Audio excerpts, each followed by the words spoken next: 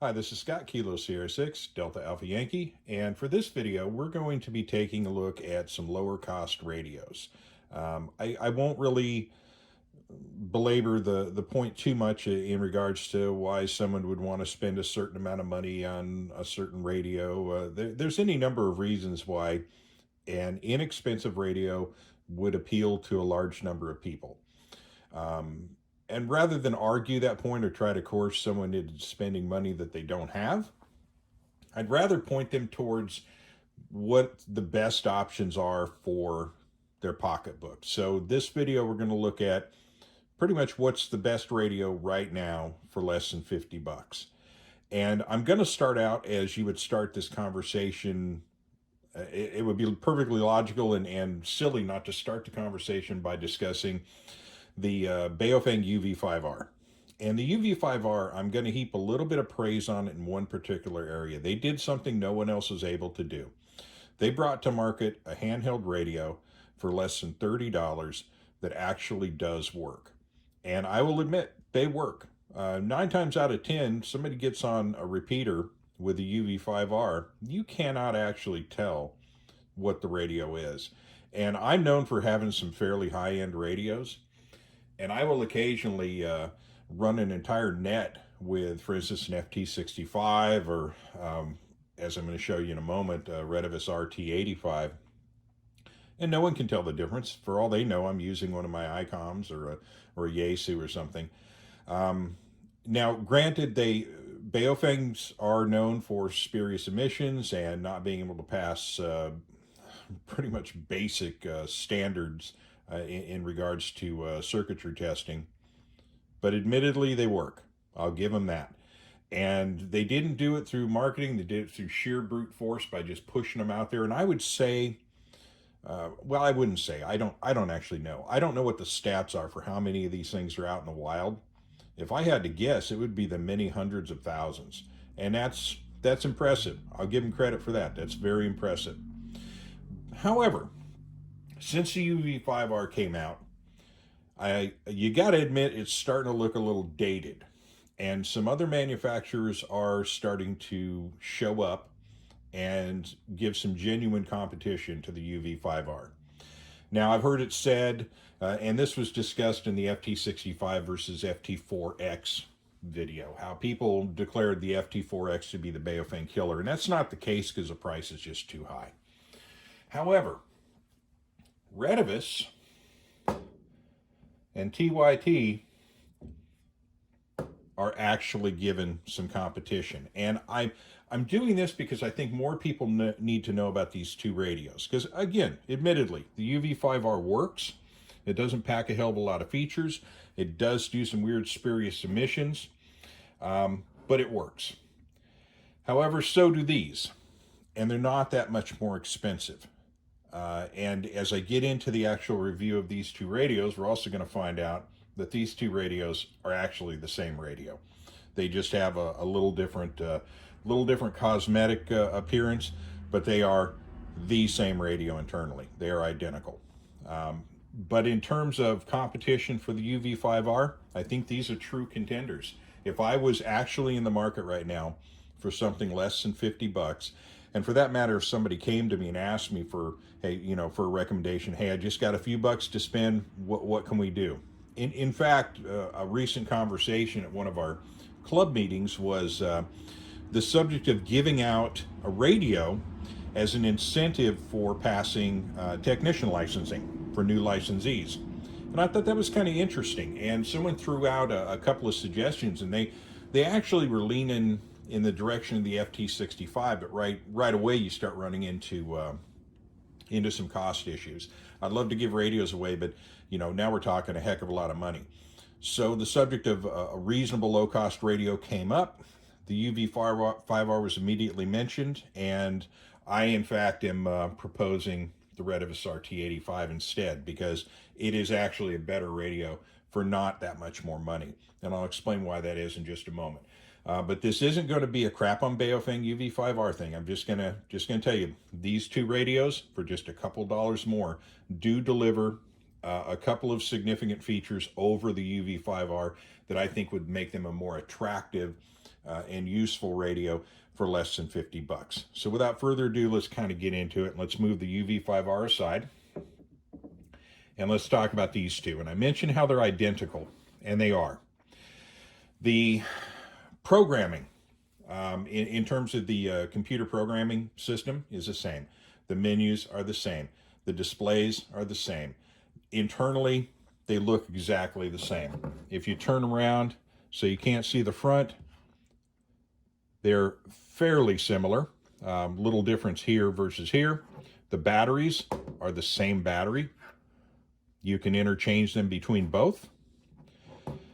Looking at the antennas, obviously, and these are the big clues, the antennas are identical. It's just TYT, and I don't really know chicken or egg wise who's responsible for actually making this radio. If it's TYT and they OEM it to Retevis, or if it's Retevis and they OEM it to TYT, or they're the same damn company and they just put them out with different cases on them. Not totally sure. But of the two, I tend to lean more towards the Retevis RT85 because really the only true difference between them is cosmetically, and the RT85 tends to appeal to my eye a little better. But let me get into starting off first in terms of price. I mentioned how the UV-5R consistently under $30. They still are able to keep this thing right about 28 bucks for a UV-5R. The TYT and the Retevis tends to be about $1 or $2 more expensive, but we're talking ranging anywhere from $35 to $39. So we're looking at a difference of at most $11 or more like maybe $7 in terms of step up. But what you get for that, I think, is worth it. To start with, both of the radios pretty much will do the same thing in terms of frequency ranges as the UV-5R. They are dual band analogs, and of course that means that you're looking at for VHF 144 to 148 and 420 to 450 for UHF. Now, of course, you'll say, well, the UV-5R, they do all that out of band transmission stuff. Well, these will too. There's a real simple radio reset procedure that you do on it. There's a code involved, and it'll unlock and then it'll open up and do open transmit, and then you're looking at a range of 136 to 174 and 400 to 520 megahertz in terms of transmission. So essentially same thing, no difference. Where we start to see a bit of a departure is the UV-5R, 128 channels. These radios both 200 channels. Now, that's a bit of a step up. In fact, percentage-wise, that's a fairly significant step up in terms of the amount of channels that you can put in the radio. I'm used to dealing with radios that go around 1,000 channels, but even I have to admit, I get by pretty well for local tactical frequencies at 200 channels. That's plenty. And again, it is a bit of a step up, so there's that. Of course, neither the UV-5R or these two radios feature any kind of memory bank allocation, so you can't organize your frequencies. And that's where, that's one of the features that when you do step up to a more expensive radio that has more features, specifically things like memory banks and stuff like that, you start to get spoiled by that. Being able to organize frequencies into banks so that you can set up different comm plans is kind of cool, but you're not going to see that feature with any of these radios. Now, in terms of batteries, the UV-5R, and I should just leave this out here since I'm constantly going to be comparing features, so we'll just stay right there for now. UV-5R has a 1500 milliamp battery, and of course, as we all know, you get the big old extendo battery for the thing and kick it up to, I believe it's something like 3200 milliamps. I may be wrong on that. It might be 2800. I'll have to double check on that. Suffice it to say, you do have an ability to expand your battery on this. Of course, it does make the radio significantly bigger, and it will change whether or not you can use certain pouches that you purchased for it, but that's okay. The battery for the TYT and the Retevis, 1400 milliamps. We're talking 100 milliamps. It's kind of odd when you compare the sizes. You've got this little teeny tiny battery, and then you've got this one that actually packs less punch. It would not surprise me, to be entirely honest with you, if the UV-5R didn't actually do 1500 milliamps. It wouldn't be the first time they've played kind of loose and fast with the facts on what what their equipment will actually do, but it's comparable. I don't really see it as a major loss. I will say this though. These two radios, when I first bought them, I've charged them a couple of times. I use them kind of infrequently, and I've got a few more of them. And I will say the battery life on them is amazing. I had both of these turned off for probably two and a half months, something like that. Clicked it back on, and I think I had 7.7 volts showing. The UV-5R, on the other hand, and this applies to every Baofeng I own, every one. And I own a bunch of them. I've got UV-5Rs, BFF8s, UV-82s. I've got the whole gamut. I've got a whole stack of them. None of them will hold a charge worth a damn. So in terms of the battery actually retaining the energy in there, so if you don't have to stay on top of charging the thing, every couple of days. With these, you can confidently charge these up, and a week later, it's probably going to remain intact. In fact, let me turn the RT85 off and turn it back on. Okay, we're showing 8.3 volts. Now, I charged this about 2 weeks ago, and it's still holding 8.3 volts, exactly the same charge as when it came out of the charge cradle. I guarantee you, with the Baofeng, and let's see if it even gives me any volts coming out. Nope, it doesn't. It's showing fairly low. I'd have to check in the menu. It's getting down there just a little bit. Doesn't consistently hold a charge. And I have one particular BFF8, and I have one particular extended battery for a UV-5R that will not hold a charge for more than 3 or 4 days.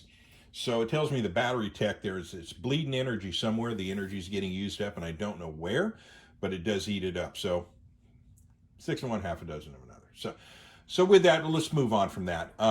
Let's talk about one departure that I like but don't like. I will say this. When it comes to antennas, and we will, here, good safety practice, don't remove your antenna with your radio on. You key up and you're going to cook your front end. All right. So we've got this reverse SMA. They call it a couple of different things. Reverse SMA, female SMA. But what this means is the center conductor pin for the antenna here at the connection is within the radio.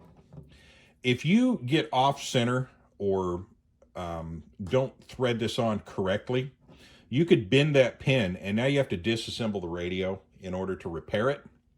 You get in there and maybe try to bend it back out, but if you damage it to the point to where it either snaps or it's not straightening out correctly, it could require either a replace. To be honest with you, you just throw the radio away at this price. You don't send it back to get fixed. However, if it were, for instance, with the Yaesu method, it is male SMA. And that means your center conductor pin, that delicate portion, is in the antenna itself. If you bend this thing out or bang it up, you just replace the antenna. It doesn't take the radio down. That's a superior connection. Oddly enough, the TYT and the Retevis utilize that same method. You see your center conductor pin right there on the antenna. Now, what this does mean is if you have a bunch of spare antennas for a UV-5R, they are not interchangeable with these radios. And they're also not as widely available. There are a lot more antenna options for this type of connection than there are for that. But that's not to say it's necessarily a desert of no antennas out there that you can find. It's not that hard to find them, to be honest with you. But it's something to consider. However, some other commonalities, we have our, obviously our speaker mic connection. It's a typical K-plug with our little door there. And of course, the TYT and the Retevis utilize the same K-plug. So you do have speaker mic cross compatibility. And again, another indication these are the same radio. The little doors, flaps, everything exactly the same. The only difference is the cosmetic stuff on the case itself. That's all there is to that. Another thing that's kind of missing, and probably will be for just a little bit, is aftermarket parts. But to be honest with you, what aftermarket parts do you really need? About the only thing people do with the Baofengs is change out the antenna for something else and maybe put an extendo battery on. That's kind of about it, really. These do not have an extended battery option, but as I said, the batteries do appear, at least anecdotally to me, to be superior. As far as our transmit wattages go, very similar to our Baofeng. We've got basically a high and a low with 5 watts and 1 watt. Both do the same thing. Baofeng claims on the speaker that they have a 700 milliwatt speaker, and the TYT and Retevis, they claim 500 milliwatts. I perceive no difference actually between the speakers at all. And wattage is not the only factor in terms of how loud a speaker is. It also has to do with the magnet, the design of the cone. There's a number of different factors that, even though it may be a lower wattage speaker, it could be a superior speaker that's attached and the volume is superior. So suffice it to say, not a big deal there, to be completely honest with you. When it comes to programming, as far as support goes, I'm sure most of you are familiar with the Chirp system or Chirp program. And Chirp does support the TYT and the Retevis. And I don't know if I ever even actually said the model numbers. I'm this far into the video, believe it or not, and all I've said is Retevis and TYT. Retevis RT85, TYT TH, is it UV-TH-88 or just TH-88? TH-88. Let's go with TH-88. TYT TH-88. There you go. Sorry about that. Man, I can't believe I missed that from the very beginning. That's how it goes, though. This is mainly purely conversational anyway. Now, let's talk in terms of programming. Because it's supported by Chirp, that means that you have the ability to do cut and paste and all the usual stuff that you can do in Chirp that makes it a good program for programming all these little inexpensive radios. So no worries there. When I originally got these, I think I got the TH-88 first. And as I recall, it wasn't supported by Chirp, and I think I used their factory CPS system, and it was as usual with these cheap Chinese radios. It wasn't a really good program at all, but now that Chirp supports it, no worries there. Works just fine. Haven't had any details with connectivity, although there is a Windows update, and as what happened when everybody went to Windows 10 and their drivers stopped working, same thing. Now let's talk programming cables. Something that I haven't tried. And this is one, honestly, I'd love to tell you how to answer in this. I don't know if the programming cables are compatible between the UV-5R and the TYT. I do know that when I bought, I believe it was a TYT, it came with a programming cable. And I think if I'm not incorrect here, I'm pretty sure the TYT does come with a program cable and the Retevis doesn't. I don't remember which one it was. I'm pretty sure it's TYT, because they're good about sending programming cables with their stuff. I do know that they're compatible between the two, and it's a simple K-plug with a prolific chip. Shouldn't have any problems with programming cables at all, and if you have to buy one, they're relatively inexpensive. But I haven't had any issues with programming. But now let's get to the actual quantifiable factor. So for a couple dollars more, you have a radio that has more channels, but otherwise things are pretty much the same. And in terms of the actual menu system, they're not identical in terms of front panel programming, but they are similar in how you carry that out. I won't go into that. That's not the kind of radio reviews I do. Everybody has their own way that they approach programming.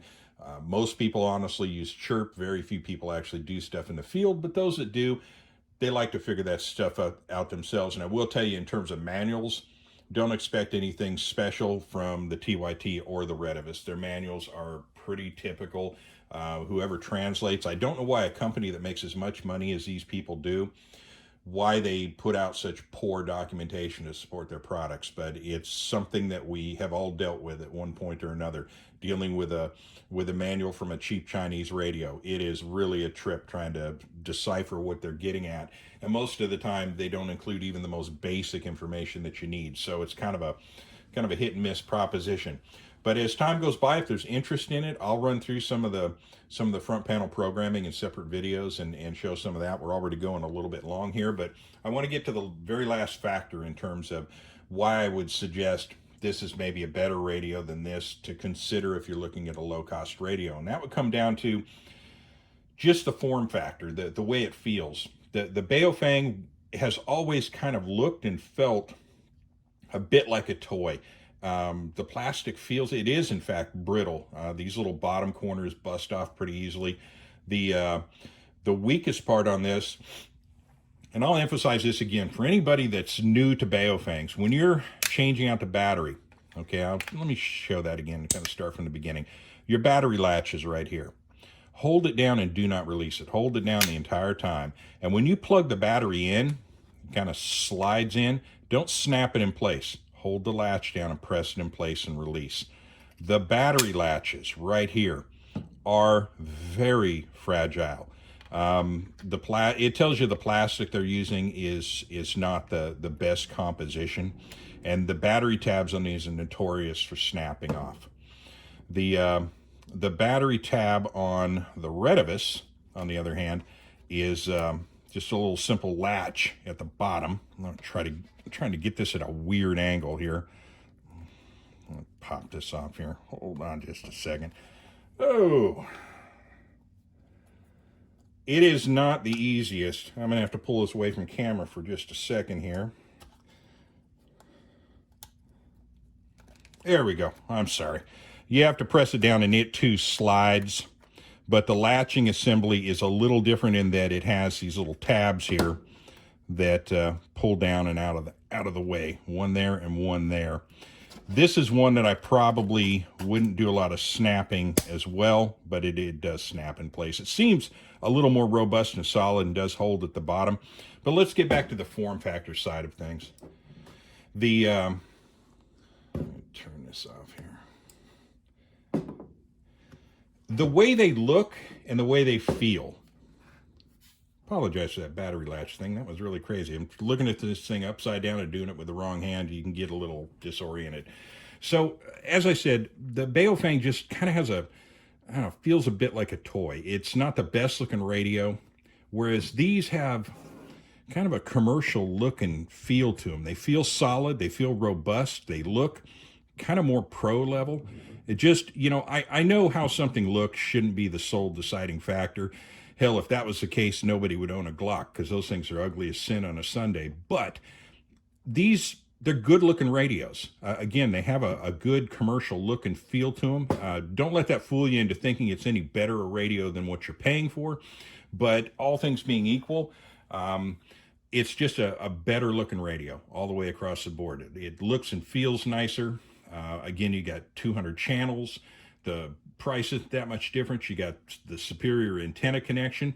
And on the subject of antennas real quick, these antennas test out pretty darn good, actually. The reason I haven't upgraded the antennas is they're actually not that bad. They test out just fine. I'm getting a good SWR rating. I get decent signal reports. Receive is going to be down, not necessarily it's going to be part antenna, but a large part is going to be the receiver itself. And again, these are all direct conversion receivers. It will never, ever be an FT60 in terms of what it can receive or how well it does that, but they do a pretty darn good job. And again, signal reports are pretty good. So that's kind of it. It's just something for you to consider. Thought I'd throw it out there. Again, if you're looking for a suggestion on a sub $50 radio, you always have the UV-5R. That's a guaranteed lock.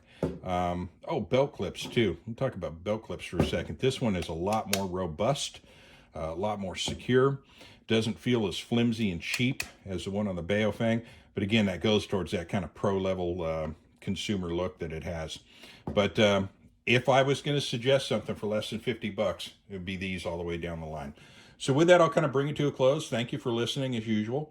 Like and subscribe and spread the word. Trying to grow the channel a little bit. But with this out of the way, so I've already talked about a $50 radio. I've talked about the $100 radio, best $100 radio being the FT65R.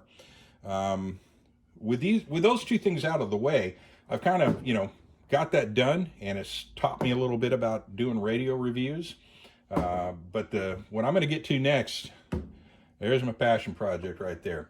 I'm going to do a love letter to the FT60 and talk about whether or not this is outdated, old, and should be scrapped, or is it in fact a modern masterpiece that they should never stop making.